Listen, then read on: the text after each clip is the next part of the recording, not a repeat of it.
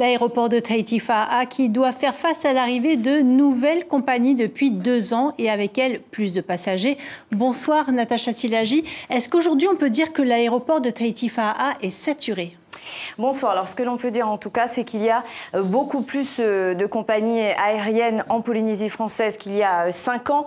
10 au total, dont 8 compagnies aériennes internationales si l'on compte Delta Airlines qui n'a fait pour l'instant qu'une seule saison en Polynésie, et 2 compagnies domestiques, Air Tahiti et Air Moana depuis le mois de février dernier. Donc d'ici la fin de l'année, la Polynésie proposera 9 destinations à l'international au total, avec le retour de la ligne vers Tokyo, opérée par ATN dès le 30 octobre prochain, et l'ouverture d'une ligne vers Fidji, opérée par Air Calin, ce qui donnera 40 vols par semaine donc pour l'international, et 48 destinations toujours proposées en Polynésie française. Alors on ne connaît pas encore les chiffres de l'année en cours, mais les chiffres du trafic international ont plus que doublé l'an dernier.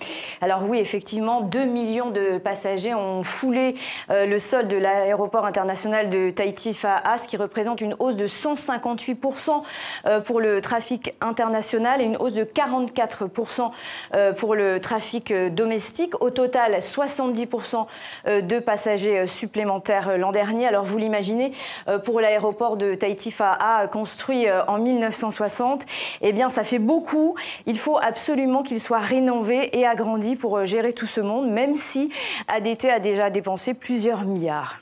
L'attribution de la gestion de l'aéroport serait donc bienvenue après toutes ces années d'attente pour que l'aéroport puisse se moderniser. Ah oui, c'est certain, après 13 ans de conflit entre la mairie de Faa'a, l'État, le concessionnaire officiel et la chambre de commerce, en fait, ça date depuis 2010, depuis que la CETIL a perdu la concession et que Aegis gère l'aéroport. Il y a eu beaucoup de recours. Vinci a tenté sa chance, mais ça n'a rien donné. C'est toujours Aegis, donc via ADT, qui gère l'aéroport de Tahiti-Faa'a, mais jusqu'à quand? On n'en sait rien du tout. Ce que l'on sait pour l'instant, c'est que l'État s'est engagé à mettre 1 milliard de francs pacifiques sur la table pour les travaux de l'aéroport. L'État qui s'est engagé aussi à prendre en compte les doléances du pays, et puis aussi sur un volet environnement, puisque le prochain concessionnaire devra aller vers un aéroport décarboné, entendez, vers un aéroport qui fonctionne avec les énergies renouvelables, mais on n'en est pas encore là. Merci beaucoup Natacha pour toutes ces précisions.